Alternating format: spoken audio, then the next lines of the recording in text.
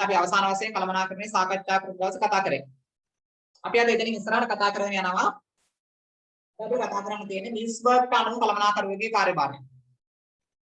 ඔයගොල්ලන්ට මතකයි පුතා අපි පහුගිය සතියේ සාකච්ඡා කරද්දී අපි කළමනාකරණ කාර්යයන්ගේ වර්ගීකරණයන් පොඩක් කතා කරා. හෙන්රි ෆේවල් කොහොමද කළමනාකරණ කාර්යයන් වර්ගීකරණය කරේ? ඊළඟට පීටර් ඩ්‍රකර් කොහොමද කළමනාකරණ කාර්යයන් වර්ගීකරණය කරේ? අද අපි පාවිච්චි කරන කළමනාකරණ කාර්යයන් ප්‍රධාන වශයෙන් හතරක් තියෙනවා. ඒක තවත් වර්ගීකරණයක්. ඊට අමතරව තියෙනවා තවත් කළමනාකරණ වර්ගීකරණයක්. හෙන්රි මිල්ස්බර්ග් අනුව කළමනාකරණ කාර්යයන් වර්ගීකරණය. හෙන්රි මිල්ස්බර්ග් අනුව.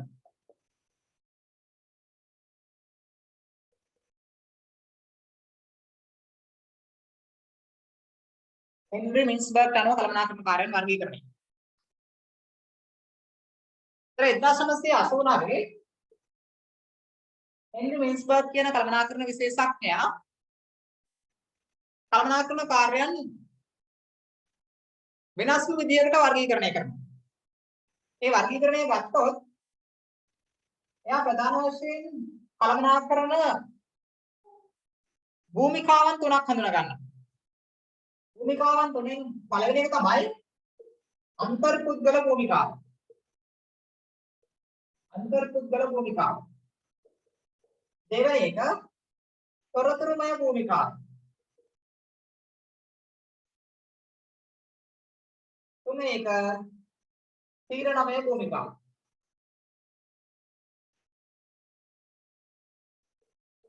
මිල්ස්බර්ග් කියන 1989 දී කළමනාකරුවන් විසින් ප්‍රධාන වශයෙන් භූමිකාවන් තුනක් රඟ දැක්විය යුතුයි.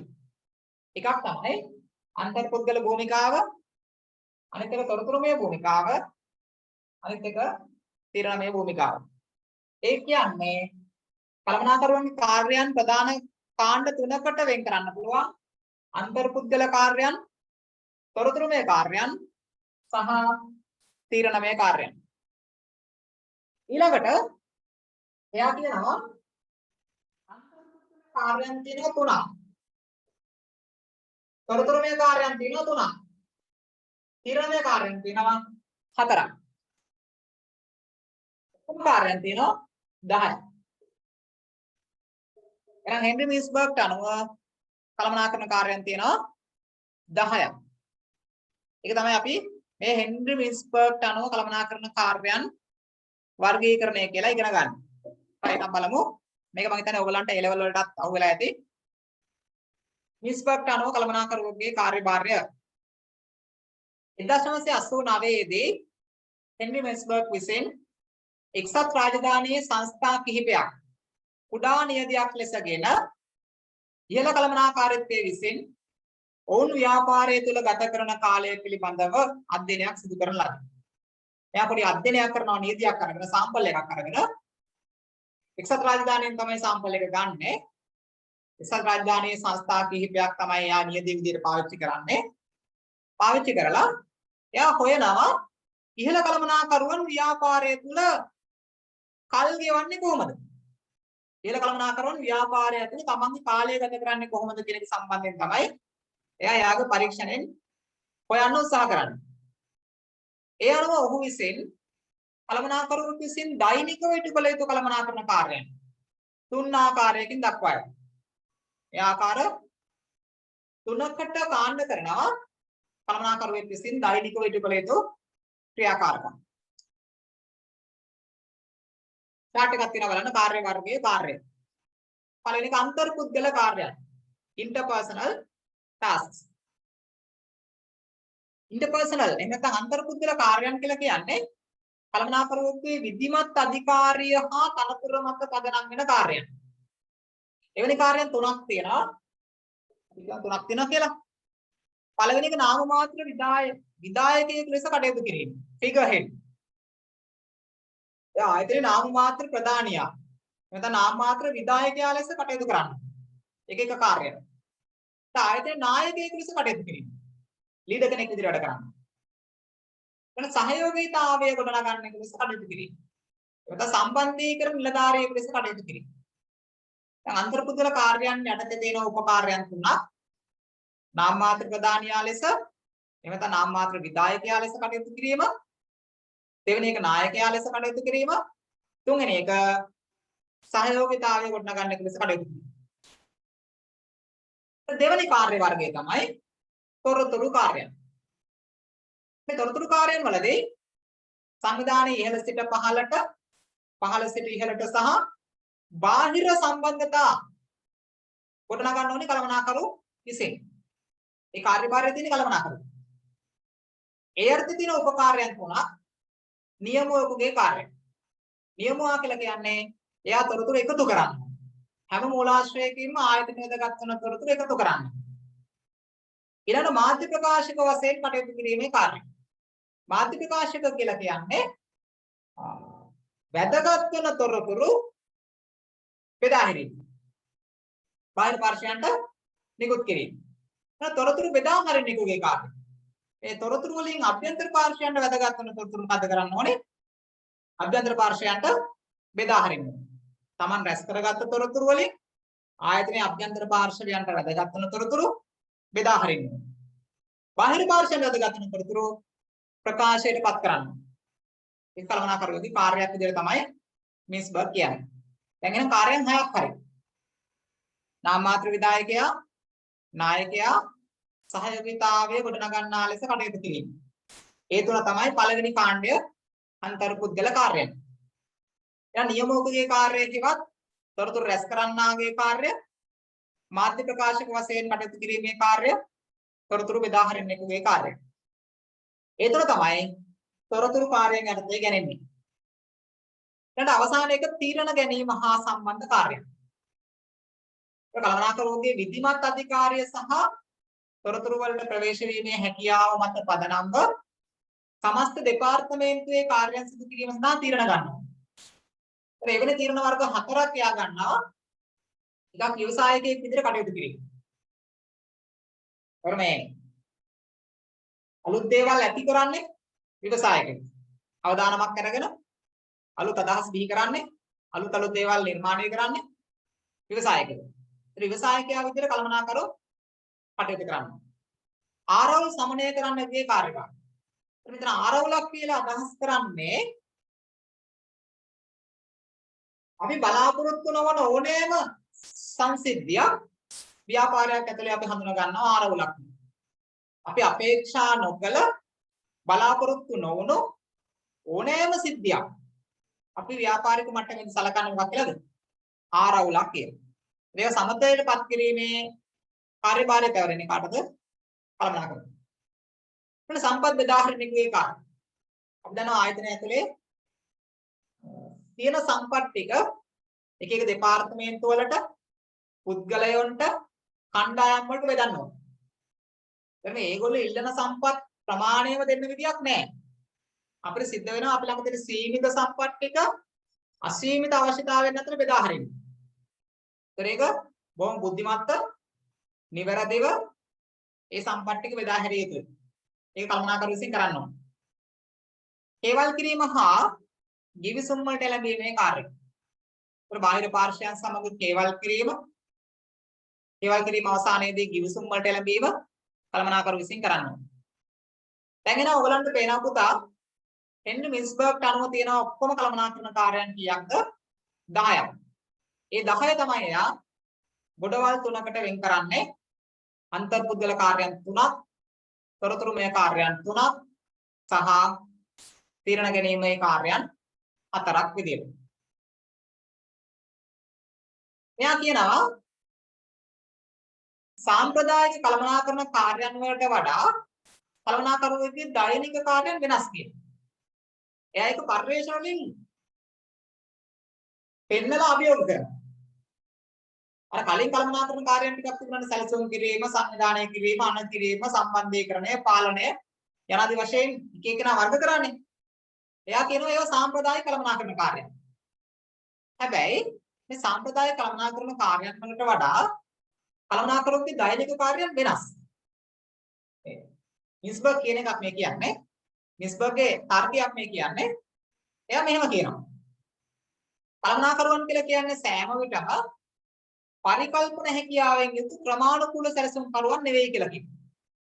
කළමනාකරුවෝ කියලා කියන්නේ හැම වෙලාවෙම පරිකල්පන හැකියාවකින් යුක්ත ක්‍රමානුකූල සැලසුම් කරුවෝ නෙවෙයි. එවැනි කාරණයක් වෙනවා කළමනාකරන කාර්යයන් කියලා කියන්නේ විසන්ධි වූ දිගින් දිගටම නොපවත්නා වූ දෙයක කියන. ඉතින් අපි මෙහෙම කතා කරනවා. කළමනාකරන කාර්යයන් ගැන කතා කරද්දී අපි කියනවා මෙන්න සැලසුම් කරණය, මෙන්න සංවිධානකරණය, මෙන්න නායකකරණය, මෙන්න පාලනය.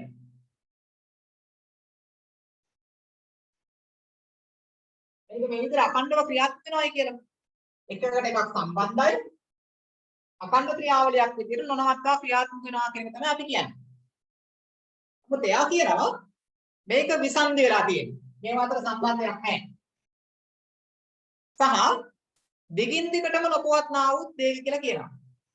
discontinuous කියලා එයා කියනවා. ඊළඟට තවත් එකක් කියනවා එයා. ඇයන්න කළමනාකරුවන් විසින් දෛනිකව සිදු කළ යුතු කාර්යයන් තියෙනවා. විශේෂයෙන්ම නාම මාත්‍ර විධායකයෙකු විදිහට සුවිශේෂී අමුත්තන් පිළිගැනීම. ඒ වගේම අධිකාරියට සම්බන්ධ සමහර කාර්යයන්. උදාහරණ චෙක්පත් අත්සන් කිරීම. ඒවා දිනපතා කරන්න. අමුත්තෝ දිනපතා ආයතනයට එනවා. ව්‍යාපාරයට එනවා. ඒතර අමුත්තෙක් ආවම ආයතනයට පිළිගන්නේ පහළ ශ්‍රේණියේ නිලධාරියෙක් නෙවෙයි. සාමාන්‍ය සේවකයෙක් නෙවෙයි. ආයතනයේ ප්‍රධානියා තමයි පිළිගන්නේ. කළමනාකාරවරයෙක් තමයි පිළිගන්නේ. ඒතර චෙක්පත් අත්සන් කරන්න ආයතන ප්‍රධානියා. කළමනාකරුවෝ. ඒතර මේ කළමනාකරුවන්ට දෛනිකව සිදු කළ යුතු කාර්යයන් තියෙනවා. ඒ නිසා යා කියනවා මේ දෛනික කාර්යයන් සියල්ලම පහළ සේවකයන් කරන්න ඕනේ කියලා කියන එක මිත්‍යා මතයක්. අපි සාමාන්‍යයෙන් කියනවානේ දෛනික කාර්යයන් එහෙම නැත්නම් එදිනදා කළ යුතු කාර්යයන් සියල්ලම කරන්නේ සාමාන්‍ය සේවකයෝ කියලා. මිනිස්බක් කියන ඒක බොරු. දෛනික කාර්යයන් ගණනාවක් කළමනාකරුවෝ විසිරුත් කරනවා. උදාහරණ විදිහට තමයි යා කියන්නේ අමුත්තන් පිළිගැනීම, චෙක්පත් අත්සන් කිරීම. ඇත්තනේ? right. ඊළඟ කළමනාකරන තොරතුරු පද්ධතිය තුළ වාචික හා අවිධිමත් තොරතුරු භාවිතය තුළින් විධිමත් නිමවුමක් ලබා ගැනීමට කළමනාකරුවන් ප්‍රියතාවයක් දක්වයි. ඒක කළමනාකරුවෝ හැම වෙලාවම රුචිකත්වයක් දක්වන්නේ, ඇල්මක් දක්වන්නේ, ප්‍රියතාවයක් දක්වන්නේ අවිධිමත් තොරතුරු භාවිතය තුළින් විධිමත් නිමවුමක් ලබා ගන්න කියලා මෙයා කියනවා. අර විධිමත් තොරතුරු පාවිච්චි කරන වැඩිය කළමනාකරුවෝ හොර කැමති වාචික තොරතුරු අරගෙන ඒ හරහා තීරණ ගන්න. මොකද වාචික තොරතුරු ග්‍රහණය කරගන්න ලේසියිනේ. අර ලිඛිත තොරතුරු වලට වඩා වාචික තොරතුරු ග්‍රහණය කරගන්න ලේසියි. ඒ නිසා මේ වාචික තොරතුරු අවිධිමත් තොරතුරු පාවිච්චි කරන තීරණ ගන්න කැමතියි කියලා තමයි එයා තර්ක කරන්නේ. ඊළඟට එයා කියනවා කළමනාකරණය කියලා කියන්නේ විද්‍යාවකුත් නෙවෙයි, වෘත්තියකුත් නෙවෙයි කියලා. කළමනාකරණය විද්‍යාවකට සම කරන්නත් බෑ, වෘත්තියකට සම කරන්නත් බෑ කියලා තමයි එයා කියන්නේ. right. නිස්බර්ග් අනුව කළමනාකරන ක්‍රියාවලිය විද්‍යානුකූලව විශ්ලේෂණය කර නොහැකි අතර විමර්ශනය කළ හැකි න්‍යායක් ලෙසද ගොඩනැගිය නොහැකියි. එයා කියනවා මේ කළමනාකරන ක්‍රියාවලිය විද්‍යානුකූලව විශ්ලේෂණය කරන්නත් බැරිලු, විමර්ශනය කරන්න පුළුවන් න්‍යායක් විදිහට ගොඩනගන්නත් බැරිලු. මෙයා සඳහන් කරන ආකාරයට ප්‍රායෝගිකව කළමනාකරණය කියලා කියන්නේ උද්ෘත මූලධර්ම වලට වඩා මම මේ උද්ෘත මූලධර්ම කියලා කියන්නේ කොහෙන් හරි ඇදලාගත්ත මූලධර්ම වලට වඩා කොහෙන් හරි කපලාගත්ත මූලධර්ම වලට වඩා කොහෙන් හරි කොපි කරලාගත්ත මූලධර්ම වලට වඩා යම් සුවිශේෂී අවස්ථාවකදී ලබාගත් පළපුරුද්ද තුලින් යමක් නිශ්චය කිරීමක් හෝ සහජ දක්ෂතාවයක් කියලා තමයි මෙයා කියන්නේ. ඒකට මේ කළමනාකරණය කියලා කියන්නේ කොහෙන්වත් මේ ආරෝපණය කරගත්ත දෙයක් නෙවෙයි කියලා තමයි මෙයා කියන්නේ. කොහෙන්වත් ඇදලාගත් එකක් නෙවෙයි කියලා තමයි මෙයා කියන්නේ. ඒක තමන් පළපුරුද්දෙන්ම තමන්ගේ විනිශ්චය තුළින්ම තමන්ගේ සහජ දක්ෂතාවය තුළින්ම එන්න ඕන එකක් කියලා තමයි කළමනාකරණය මෙයා හඳුන්වන්නේ. මේදී කාර්ය ඛණ්ඩනය කිරීම සහ වාචික සංනිවේදනය තුළින් කළමනාකරන කාර්යයන් මනාව පෙන්වා දෙනවා. ක්‍රමයක් වෙනවා මේ කාර්යයන් බෙදලා වාචික සංනිවේදනය වැඩිපුර පාවිච්චි කරලා කළමනාකරණය කිරීමක් ගැන තමයි මේ හෙන්රි මින්ස්බර්ග් කතා කරන්නේ. මේ ඔක්කොම පුද්ගලික අදහස්. මේ හෙන්රි මින්ස්බර්ග්ගේ පෞද්ගලික දර්ශනය. අද අපි මේ දර්ශනය 100%ක් ඒ විදිහටම පාවිච්චි කරන්නේ නැහැ. අපි දැනගෙන ඉන්න ඕනේ කළමනාකරන චින්තකයෙක් විදිහට හෙන්රි මින්ස්බර්ග් දරපු මතය මොකක්ද කියන එක. ඒ නිසා තමයි අපි මේ කාරණා අධ්‍යයනය කරන්නේ. ඊළඟ කැට්ස් කළමනාකරන කුසලතා. ඒකත් ඔයගොල්ලෝ දන්න එකක්.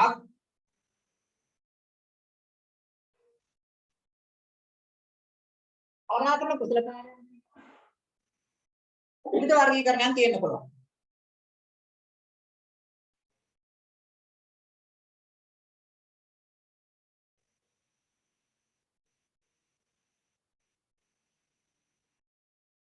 රොබර්ට් එල් පැක්ස් කියන කළමනාකරන විශේෂඥයා රොබර්ට් එල් පැක්ස් කියන 1995 දී කළමනාකරුවෙක් සතුව පැවතිය යුතු කුසලතා වර්ග 3ක් හඳුන්වලා දෙනවා. 1995 දී තමයි හඳුන්වලා දෙන්නේ. Robert L Katz. එනිසාම අපි කුසලතා වලට නමක් දානවා කැට්ස් කුසලතා කියලා. මේ හොයාගත්ත කෙනාගේ නමේ කැලලක් තමයි දාලා තියෙන්නේ. එයා කියනවා මේ කුසලතාව කියන ඒවා ගති ලක්ෂණ වලට වඩා වෙනස් කියලා. කුසලතා කියලා කියන එක ගති ලක්ෂණ එහෙමත් traits කියලා කියන තව එකක්. skills කියලා කියන එකක් traits කියලා කියන තව එකක්. එයා කියනවා කුසලතා කියලා කියන්නේ නායකයන් විසින් ළඟා කරගත් දෙයක්. ගති ලක්ෂණ කියලා කියන්නේ ඒගොල්ලන්ගේ පෞරුෂත්වයත් එක්ක බැඳිච්ච දෙයක්. ඒ තමයි ආ දකින්න ප්‍රධාන වෙනස. කුසලතා කියන්නේ නායකයන් විසින් අත්පත් කරගන්න, ළඟා කරගන්න ඕන දෙයක්. ගති ලක්ෂණ කියලා කියන්නේ පෞරුෂත්වයත් එක්ක නිරායාසයෙන් බැඳලා තියෙන දෙයක්. එයාට අනුව කුසලතා වර්ග තුනයි.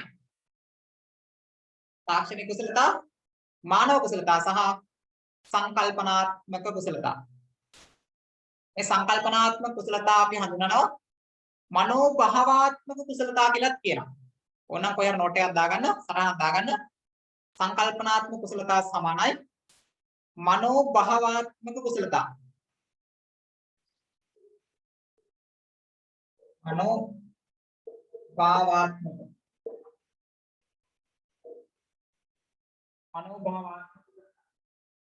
ඒවල කරපු අය ඒවලට කොමස් නම් කරේ ඒගොල්ලෝ නම් මේවා ඉගෙනගෙන තියෙනවා මං හරි අහලා තියෙනවා මම හිතන්නේ මෙතන කවුරුත් නැහැ ඒ ලෙවල් වල කොමස් නොකරපු අය කුසලතා වර්ග තුනයි තාක්ෂණික කුසලතා ටෙක්නිකල් ස්කිල්ස් මානව කුසලතා හියුමන් ස්කිල්ස් සංකල්පනාත්මක කුසලතා හෙවත් මනෝභාවාත්මක කුසලතා conceptual skills තාක්ෂණික කුසලතා කියලා කියන්නේ මොනවද? තාක්ෂණික කුසලතා කියලා කියන්නේ දැනුම කිසියම් ක්‍රියාකාරකමක් සඳහා ඇති දක්ෂතාවය හෝ ප්‍රවීණතාවය.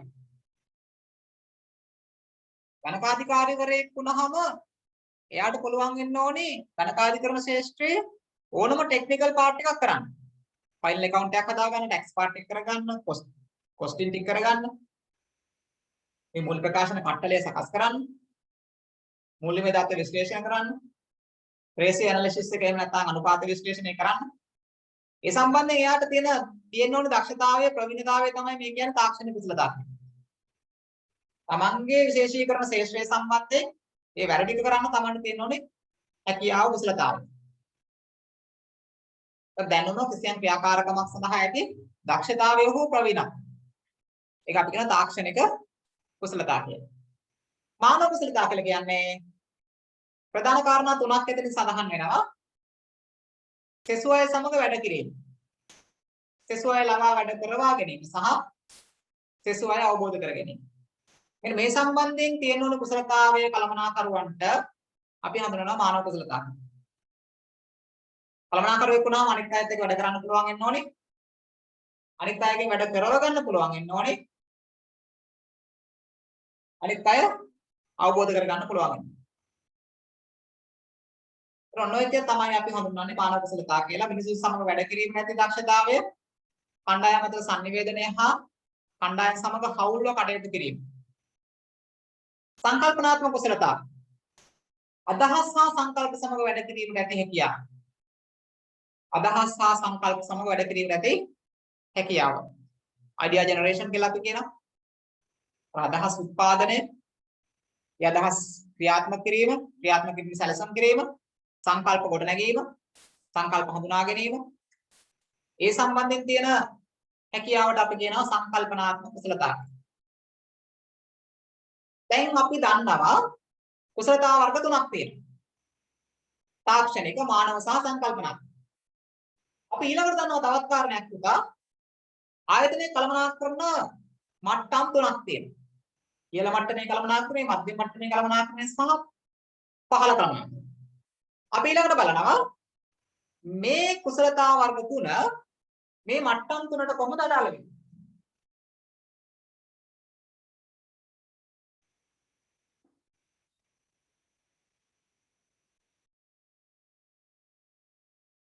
එහෙනම් ඉහළ මට්ටම টপ ලෙවල් කියලා මම දානවා T කියලා. මධ්‍යම කළමනාකරණය mid level M. පසුතල කළමනාකරණය L lower level. කනිෂ්ඨ කළමනාකරණය කියලා අපි අර කතා කරේ. ඉහළ පෙළ කළමනාකරණය මධ්‍යම පෙළ කනිෂ්ඨ කළමනාකරණය. ඔන කළමනාකරණ මට්ටම් තුන.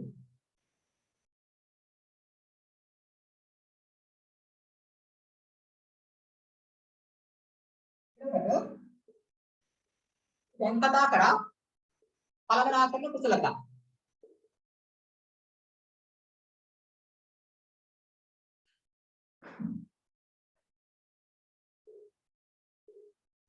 කළමනාකරණ කුසලතා.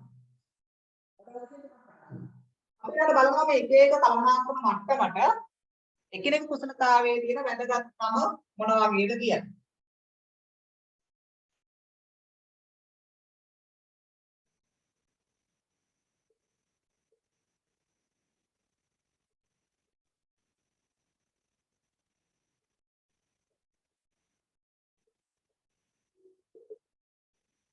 right.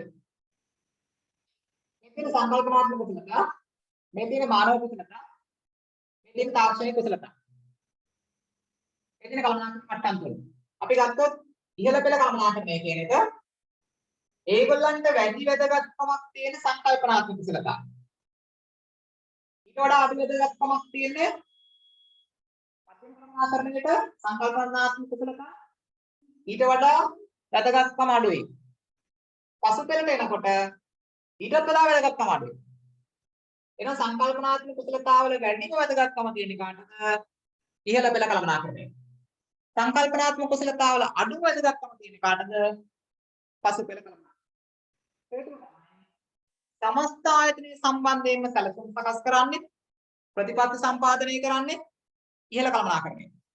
දැන් ඒගොල්ලන්ට තමයි වැඩිපුරම සංකල්පනාත්මක කුසලතා දෙන්න ඕනේ. සමස්තය දැකීමේ සහ අවබෝධ කර ගැනීමේ හැකියාව තියෙනවා.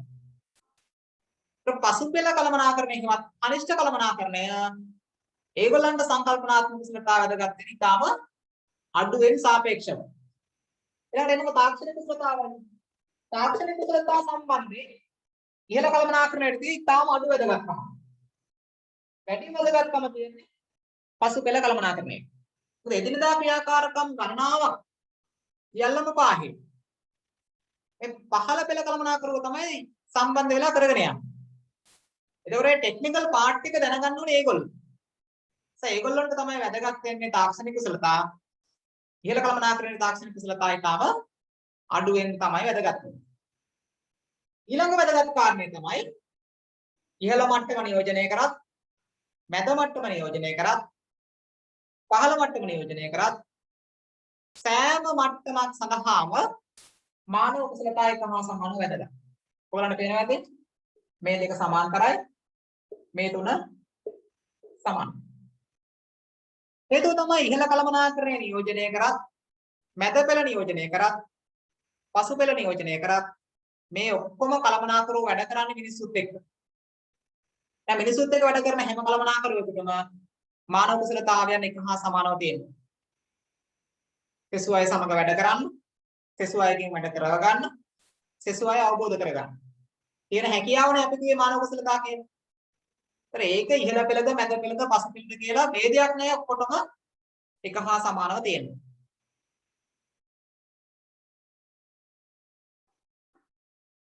උපසරණ තියලා බලන්න. එහිදී පුද්ගලයන් සංවිධාන ව්‍යුහයේ සේවා නියුක්ත මට්ටම අනුව ඒ පුද්ගලයාට අවශ්‍ය කුසලතා මට්ටම් විවිධ වන බවට කැට්ස් තර්ක කරයි. මානව කුසලතා සෑම විටම අවශ්‍ය වේ. කෙසේ වෙතත් සංකල්පනාත්මක කුසලතාවය ඉහළ කළමනාකාරීත්වය වැදගත් වන අතර තාක්ෂණික කුසලතාව වශයෙන් වැදගත් වේ. ව්‍යුහයේ පහළට යත්ම සේවකයන් හට තාක්ෂණික කුසලතාව වැඩි වශයෙන් අවශ්‍ය වන අතර සංකල්පනාත්මක කුසලතාවම ලෙස අවශ්‍ය වේ. උපසරණ බැලුවම ඉතාමත් පැහැදිලි අපි කතා කරපු කාරණය. TML කියලා දාලා තියෙනවා මම. T කියලා කියන්නේ top level කියන එක, ඉහළ පෙළ. M කියලා කියන්නේ middle level කියන එක, මධ්‍යම කළමනාකරණය කියන එක. L කියලා කියන්නේ lower level, පසු පෙළ කළමනාකරණය හෙවත් කනිෂ්ඨ කළමනාකරණය. අපි ළඟ තියෙන වැදගත් සංකල්ප කිහිපයකට ආර්ථික පිරිමැසුම්, කාර්යක්ෂමතාවය හා සඵලදායීතාවය. කාර්යක්ෂමතාවය අහලා තියෙනවා, සඵලදායීතාවය අහලා තියෙනවා. ආර්ථික පිරිමැසුම් ඉකොනොමි කියලා කියන්නේ ඵලදායීතාවය කියන එක. ඒත් අපි ආයතනයක කාර්ය සාධනය හොයනවා නම්, ආයතනයක කාර්ය සාධනය මනිනවා නම්, ආයතනය හොඳයිද නරකයිද කියලා තීරණය කරනවා නම් මේ තුනම අපිට පරීක්ෂා කරලා බලන්න ඕනේ. පරීක්ෂා කරලා බලන්න නම් ඉස්සෙල්ලා අපි මේ තුන මොනවද කියලා දැනගෙන ඉන්න ඕනේ. මොනවද ආර්ථික පිරිමැසුම් කියන්නේ? මොනවද කාර්යක්ෂමතාවය කියන්නේ? මොකද්ද සඵලත්වය කියලා කියන්නේ? සංවිධානයක ළඟා කරගත්ත කාර්ය සාධන මට්ටම පිළිබඳව සලකා බලනකොට ඒ ආර්ථිකය, කාර්යක්ෂමතාවය සහ සඵලත්වය පිළිබඳ අවධානය යොමු කිරීම පොදු කාරණයක්. හැමෝම බලන්නේ සංවිධානයක කාර්යක්ෂමතාවය, සංවිධානයක සඵලත්වය, සංවිධානයක ඵලදායීතාවය පිළිබඳව. ඒ සාධක තුන දිහා බලලා තමයි අපි කියන්නේ සංවිධානය හොඳ එකක්ද හොඳ නැති එකක්ද කියලා. ඒත් අපි කාර්යක්ෂමතාවය කියන එක බොහොම සරලව නිර්වචනය කරොත් කාර්යක්ෂමතාවය කියන්නේ යමක් නිවැරදිව කිරීම. යමක් හරියාකාරයෙන් කිරීම. අපි කියන්නේ පීටර් ඩ්‍රකර් කියන කළමනාකරණ විද්‍යාඥයා විසින් කියප එකක්. doing thing right.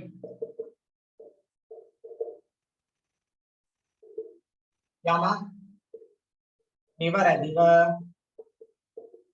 කිරීම. ඒක තමයි කාර්යක්ෂමතාවය. නැත්නම් යමක් හරියාකාරයෙන් කිරීම. යමක් හරියාකාරයෙන් කරනවා කියලා කියන්නේ සම්පත් නාස්ති වෙන්නේ නැහැ කියන එක. යමක් හරියට කරනවා නම් සම්පත් නාස්ති වෙන්න බෑ. සම්පත් නාස්තිය අවම කිරීම තමයි මේ කාර්යක්ෂමතාවය කියලා කියන්නේ. ඊළඟට සඵලත්වය කියලා කියන්නේ doing right thing.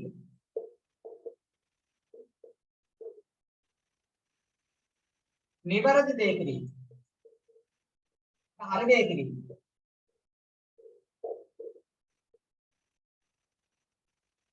කලින් කිව්වේ doing thing right කියලා. දැන් අපි කරා doing right thing කියන. ඒක තමයි සරලම නිර්වචනය. සඵලත්වයට සහ කාර්යක්ෂමතාවට දෙන්න පුළුවන්. යමක් හරියාකාරයෙන් කිරීම කාර්යක්ෂමතාවය ලෙසත්, හරි දේ කිරීම සඵලත්වයේ ලෙසත් නිර්වචනය කළ හැකියි. මේ සඳහා පැහැදිලි වූ නිර්වචනයක් අවශ්‍ය වේ.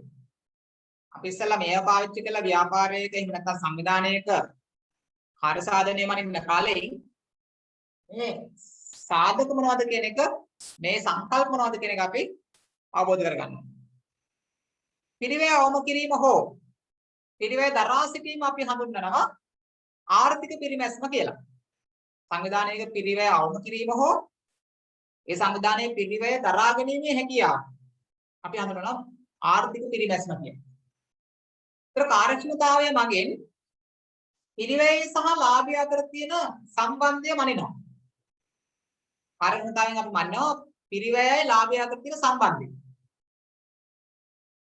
එතනදී පිරිවැයකින් තොරව නිමවුමේ ඉහළ යාම. ඒ පිරිවැය වෙනසකින් තොරව නිමවුමේ ඉහළ යාමක් හෝ කාර්ය සාධනයේ වෙනසකින් තොරව පිරිවැය පහත හෙලීමක්. එහෙම නැත්නම් මේ දෙකේම සංයෝජනයක්. අපි හඳුන ගන්නවා කාර්යක්ෂමතාවයේ ඉහළ යාමක් විදියට. කාරණා පටලවා ගන්න තු දාගන්න.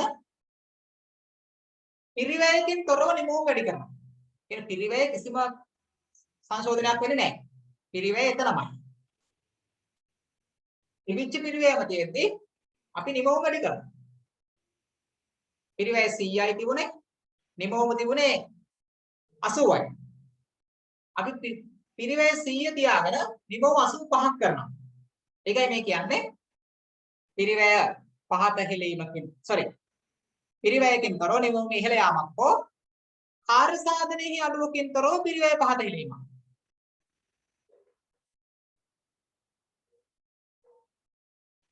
එන පවත්නා තත්ත්වය පිරිවැය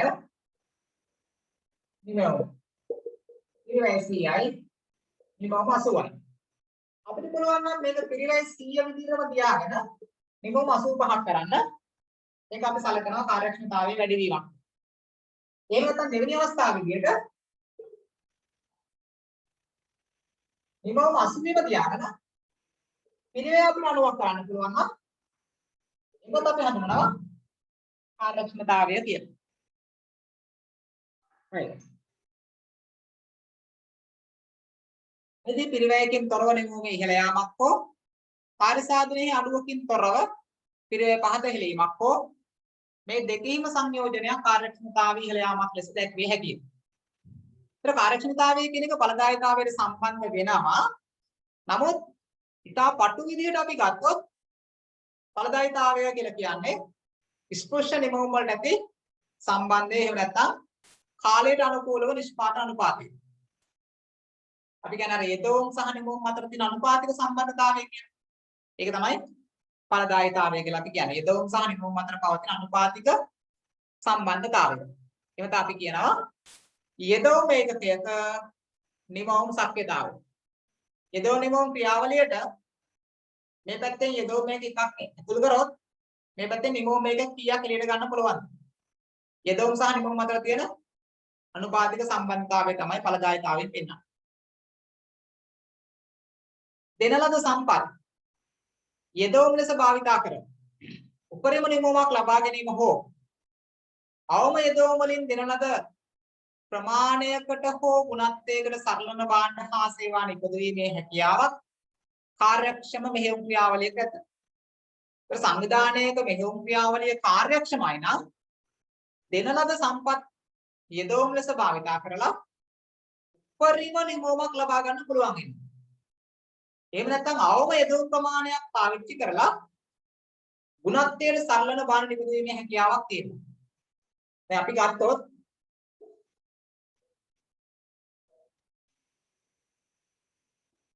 ශ්‍රී ලංකාව, ජපානය, මොනවද ශ්‍රී ලංකාව සහ ජපානය.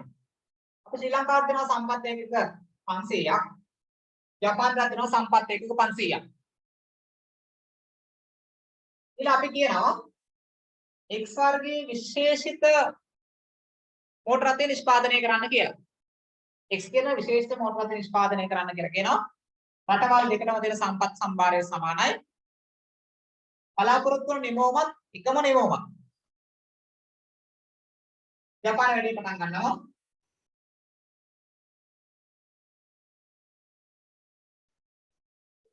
මෝටර රථය 100ක් නිෂ්පාදනය කළ ඉවරයි. සම්පත් ඒකක 500ක් ඉවරයි. ඊළඟට වැඩි පටන් ගන්නවා.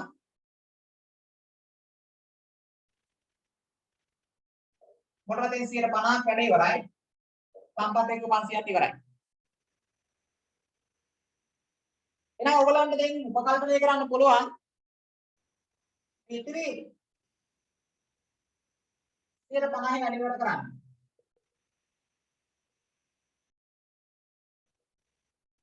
තව ලොකුකට අවශ්‍ය වෙනවා. අමතර සම්පත් ඒකක 500ක්. ඒක ලංකාවට මේ XL මෝටර රථය හදන්න ඔක්කොම කියලා තියෙන සම්පත් ඒකක 1000ක්. ජපානයේ කියලා තියෙන සම්පත් ඒකක 500යි.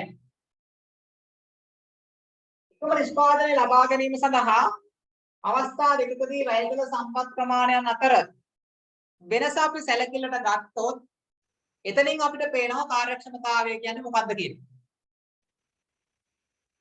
එක්සෙල් මොඩල් එක හදන්න ඒක 1000ක් වැය වෙනකොට ජපානයේ වැය කළ තියෙන 500යි. ඒකේ අනිත් අදහස තමයි අපි සම්පත් නාස්ති කරලා තියෙනවා. ජපානය හරියටම කාර්යක්ෂම මෙහෙයුම් ක්‍රියාවලියක් තුළ සම්පත් උපයෝජනය කරලා තියෙනවා.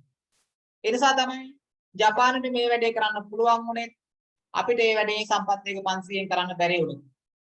පැහැදිලිද? එහෙනම් අපි කාර්යක්ෂම නැහැ. ජපානය අපිට වඩා මොටර නිෂ්පාදනය සම්බන්ධයෙන් කාර්යක්ෂමයි. කාර්යක්ෂමතා මිනෝම් යෙදවුම් හා නිමවුම් සම්බන්ධ අනුපාතයන් වේ. උදාහරණ කීපයක් දීලා තියෙනවා. සිල්ලර වෙළඳ සැලක වර්ග මීටරයකට විකුණුම්. සිල්ලර සැලක් ගත්තාම වර්ග මීටරයකට විකුණුම් කොච්චර තියෙනවද? විකුණුම් බෙදනවා වර්ග මීටර ගානේ. කිලෝමීටරයකට පිරිවැය. කිලෝමීටරයකට පිරිවැය කොච්චරද කියන එක. උදාහරණයක්. වාහනයක් ගත්තොත් එහෙම කිලෝමීටරයක් ධාවනය කරන කොච්චර පිරිවැයක් වෙනවද? අපි කියන අර fuel efficiency කියලා. නිමෝමේකකයන් අතර නිමෝමේකයක් සඳහා අපහරණය. දැන් නිමෝමේකයක් බිහි වෙනකොට කොච්චර ප්‍රමාණයක් අපද යනවද? අපි ෂර්ට් මහනවා. ෂර්ට් එකක් මහනකොට රෙදි කොච්චර අපද යනවද? එතන පුද්ගල පැයක් සඳහා ඵලදායීතාවය. පුද්ගල පැයක ශ්‍රම ඵලදායීතාවය කොච්චරද කියලා අපිට බලන්න පුළුවන්. ඒවා තමයි උදාහරණ. සඵලදායීතාවය කියන එක ගත්තාම මේ සඵලදායීතාවයෙන් විග්‍රහ කරන්නේ පරමාර්ථ සහ අරමුණු පිළිබඳව. අපේ බලාපොරොත්තු වෙන අරමුණු කොච්චර දුරට ළඟා කරගෙන තියෙනවද? අපේක්ෂිත අරමුණු අපේක්ෂිත ආකාරයෙන්ම ළඟා කර ගැනීම තමයි සඵලදායීතාවය කියලා කියන්නේ. අපේක්ෂිත අරමුණු අපේක්ෂිත ආකාරයෙන්ම ළඟා කර ගැනීම. අපේක්ෂිත පරමාර්ථ අපේක්ෂිත ආකාරයෙන් ළඟා කර ගැනීම. සඵලදායීතාවය විග්‍රහ කරන්නේ ඒක. සාමාන්‍යයෙන් පරමාර්ථ ආයතනයේ තෝරාගත් සේවාලාභී කණ්ඩායම් වල අවශ්‍යතා සපුරාලීම සහ එහි මෙහෙවර හා අරමුණු සාක්ෂාත් කර ගැනීමත් සමග සම්බන්ධ වෙනවා. ඒතර අපි ආයතනයේ හඳුනාගත් අරමුණු සහ පරමාර්ථ තියෙනවා. ආයතනයේ දැක්මක් මෙහෙවරක් කියලා එකක් තියෙනවා. ඒතර සඵලදායීතාවයෙන් අපි මනින්නේ අන්න ඒව කොච්චර දුරට ළඟා කරගෙන තියෙනවද කියන එක. උදාහරණ කීපයක් දීලා තියෙනවා. නව නිෂ්පාදනයක් සඳහා නිරූපිත වෙළඳපළ කොටස. තව එකක් නවෝත්පාදන හෝ සංවර්ධනය සඳහා වියදම. ඊළඟ නිෂ්පාදන හෝ සන්නම් පිළිබඳව දැනුවත්භාවයේ විස්තරණය. ඊළඟ නිෂ්පාදන මුලත්වය හා කාර්යසාධන. ඊළඟ සංවිධානයේක ධාරිතාවය සහ පාරිභෝගික අවශ්‍යතා ගැළපීමේදී කාර්යක්ෂමතාවය කෙරෙහි ගැටලු දෙකක් සම්බන්ධ වේ. ගැටලු දෙක තමයි ඒ කියන්නේ ධාරිතාවය සහ පාරිභෝගික අවශ්‍යතා අපි ගලපන්නේ. ගලපනකොට කාර්යක්ෂමතාවය සම්බන්ධ ගැටලු දෙකක් නිර්මාණය වෙනවා. එකක් තමයි භාණ්ඩයක හෝ සේවාවක ලක්ෂණ අවශ්‍යතාවයක් තෘප්තිමත් කරයිද නැද්ද කියන එක. දැන් භාණ්ඩයක අන්තර්ගත ලක්ෂණ තියෙනවානේ. සේවාවක අන්තර්ගත ලක්ෂණ තියෙනවානේ. ඒවට පුළුවන් ද පාරිභෝගික අවශ්‍යතාවය තෘප්තිමත් කරන්න? එහෙම නැත්නම් වෙනත් ආකාරයකින් කියනවා නම් සුදුසු ප්‍රතිලාභ සමූහයක් භාණ්ඩයේ හෝ සේවාවේ ගැබ් වෙලා තියෙනවද? දෙවෙනි ගැටලුව තමයි පාරිභෝගික කණ්ඩායම් කෙරෙහි මෙම ප්‍රතිලාභ සාර්ථක ලෙස සංනිවේදනය වෙලා තියෙනවද? භාණ්ඩයේ හෝ සේවාවේ ප්‍රතිලාභ දෙකකට වැඩක් නැහැ. ඒ ප්‍රතිලාභ තියෙනවා කියන එක පාරිභෝගිකයට සංනිවේදනය වෙන්න ඕන. ඒතර සංවිධානයක ධාරිතාවයයි පාරිභෝගික අවශ්‍යතාවයයි ගැළපීමේදී මෙන්න මේ ප්‍රශ්න දෙකට උත්තර හොයාගන්න වෙනවා. ඊළඟ සඵලදායීතාවය සඳහා විවිධ ප්‍රවේශයන් තියෙනවා. සඵලදායීතාවයේ ප්‍රවේශයන් තියෙනවා. කාර්යක්ෂමතාවයට ප්‍රවේශයන් තියෙනවා. ඊළඟට ඵලදායීතාවයට ප්‍රවේශයන් තියෙනවා. તો සඵලදායීතාවය සම්බන්ධයෙන් තියෙන එක ප්‍රවේශයක් තමයි පද්ධති සම්පත් ප්‍රවේශය. සඵලදායීතාවය සඳහා පද්ධති සම්පත් ප්‍රවේශය. ආයතනික සඵලත්වය ඇති කරන්න පුළුවන් පද්ධති සම්පත් ප්‍රවේශය කියලා එකක් තියෙනවා. බලමු මොකක්ද මේ පද්ධති සම්පත් ප්‍රවේශය කියලා කියන්නේ. සඵලදායීතාවය ළඟා කර ගැනීම සඳහා විවිධ ප්‍රවේශයන් පවතී. සම්පත් සඵලදායීතාවය තුළින් පහත දෑ සිදු කිරීමට හැකියාව ලබා දී. පළවෙනි එක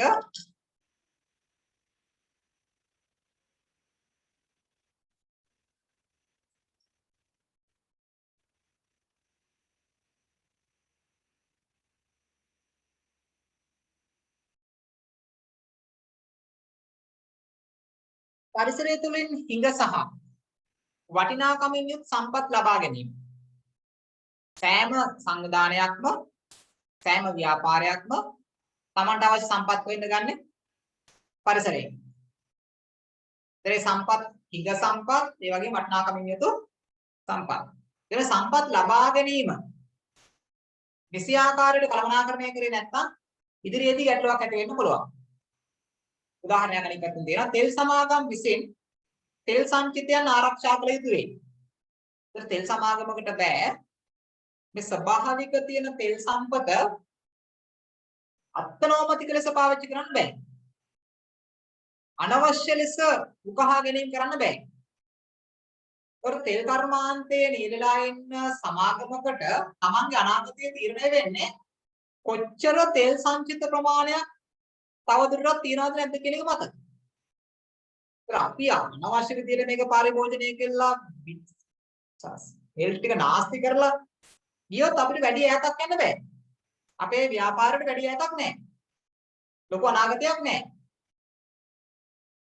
නිසා තෙල් සමාගමක අනාගත සාර්ථකත්වයේ දර්ශකය තමයි තෙල් සංචිත කියලා කියන්නේ.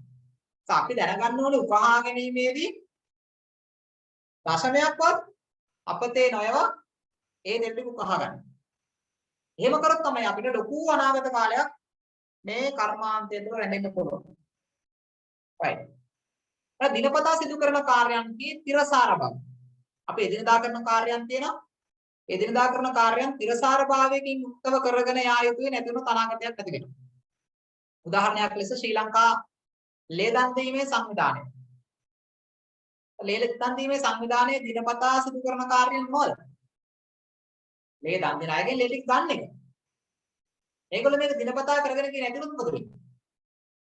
බ්ලඩ් බැංක් එකේ ලේ නැති වෙනවා. මේගොල්ලෝ දිනපතා මේක කරන්න ඕනේ. අඛණ්ඩව තිරසාර විදිහට කරගෙන යන්න. ඒ වුණොත් තමයි මේගොල්ලෝ ගාව ස්ටොක් එකක් හැම වෙලාවම තියෙන්නේ. නැතනොත් ලේ හිඟයක් ඇති වෙන්න පුළුවන්. ඒත් පරිසරයේ සිදුවන රසකම් වලට ප්‍රතිචාර දැක්වීම සහ තිරසාර පරිසරය. අනිවාර්යෙන්ම අපි පරිසරයේ සිදුවන වෙනස්කම් වලට ප්‍රතිචාර දැක්විය යුතුමයි. ඒත් එකම පරිසරයේ තිරසාර භාවය පිළිබඳව අවධානය යොමු කළ යුතුමයි. ව්‍යාපාර සංවිධානයක් අනාගතයේදී ව්‍යාපාරයේ රැඳී සිටීමේ හැකියාව පිළිබඳව කිරීමට අසමත් වූහොත් එහි සඵලදායීතාවයක් නොවේ. පරිසරය වෙනස් වෙනකොට ව්‍යාපාරයක් විදිහට අපිට වෙනස් වෙන්න බැරි නම් අපිට අනාගතයක් නැහැ. පරිසරය වෙනස් වෙන්නේ කොහොමද? ඊට අනුරූපී ලෙස අපි වෙනස් වෙනවා නම් ඊට අනුරූපී ලෙස අපිට අනුගත වෙන්න පුළුවන් නම් අන්න අපි සාර්ථකයි. අපිට සඵලත්වයක් තියෙනවා. නිසා අනාගතයේදී ගණදෙනු කරුවන්ගේ අවශ්‍යතාවයන් සපුරාලීම සඳහා සම්පත් කාර්යක්ෂමව ලබා ගැනීම අත්‍යවශ්‍යමයි.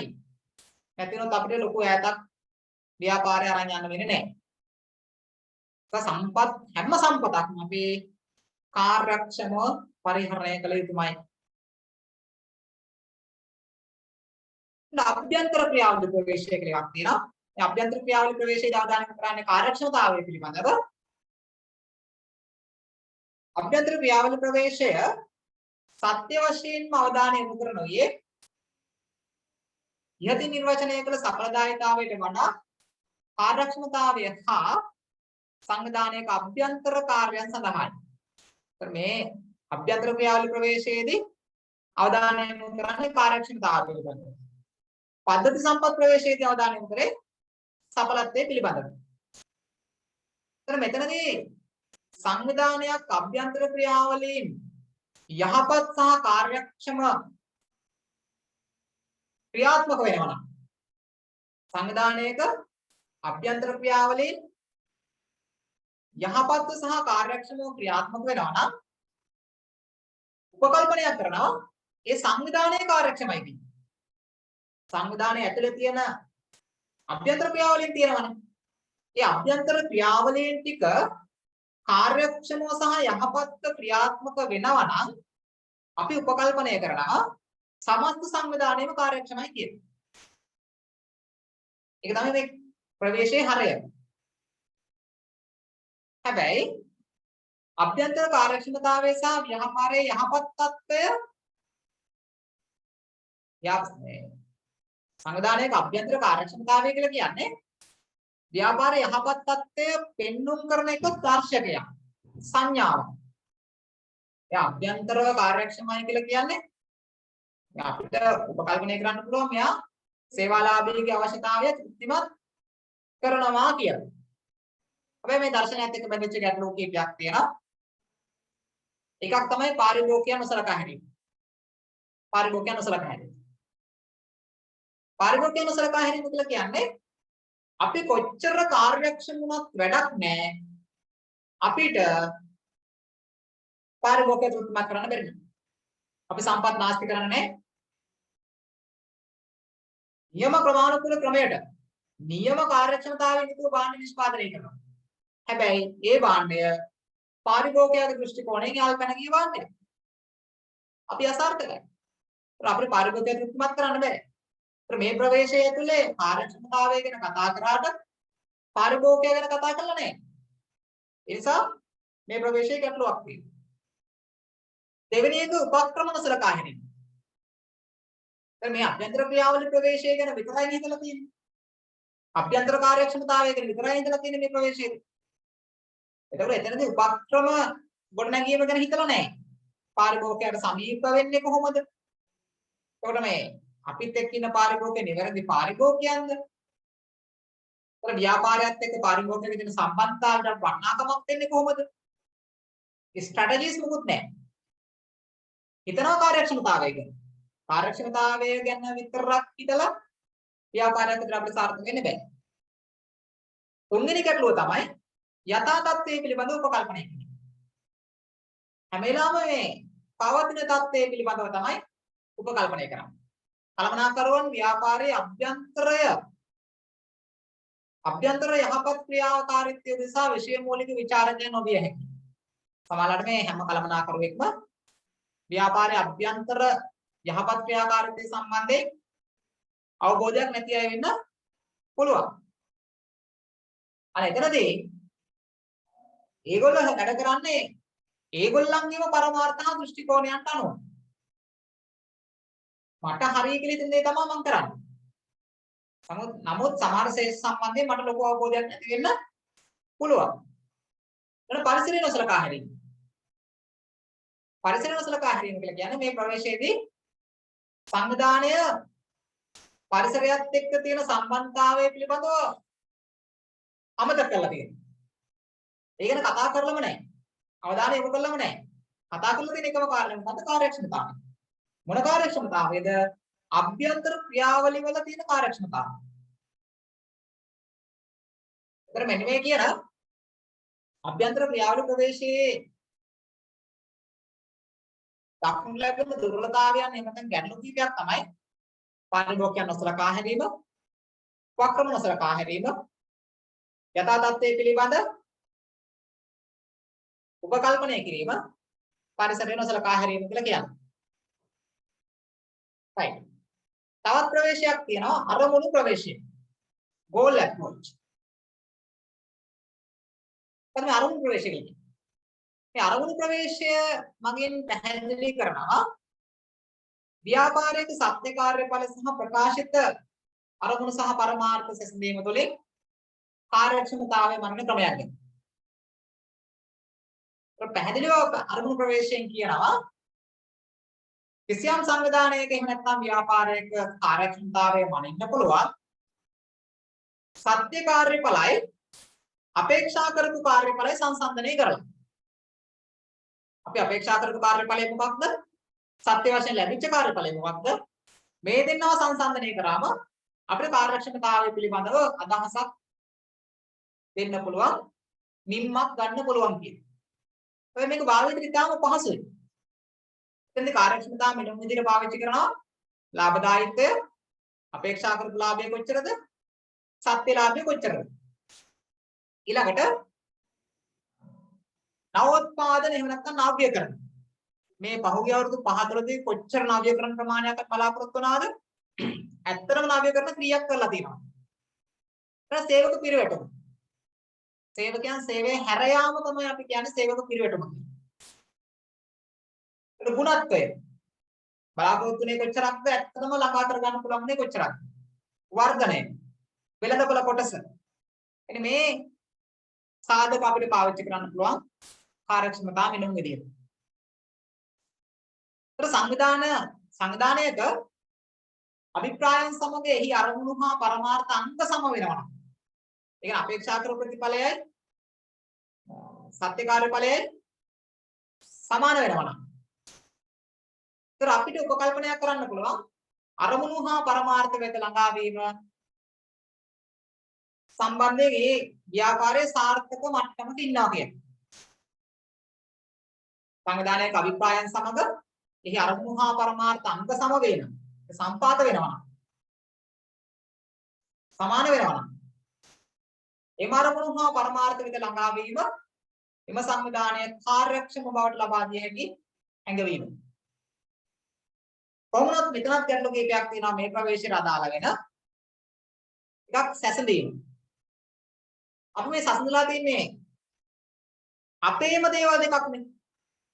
අපේම සත්‍ය කාර්යඵලයයි අපේ අපේක්ෂිත ප්‍රතිඵලයයි. අපි සංසන්දනය කළා නෑ අපේ ප්‍රතිඵලය වෙන කෙනෙක්ගේ.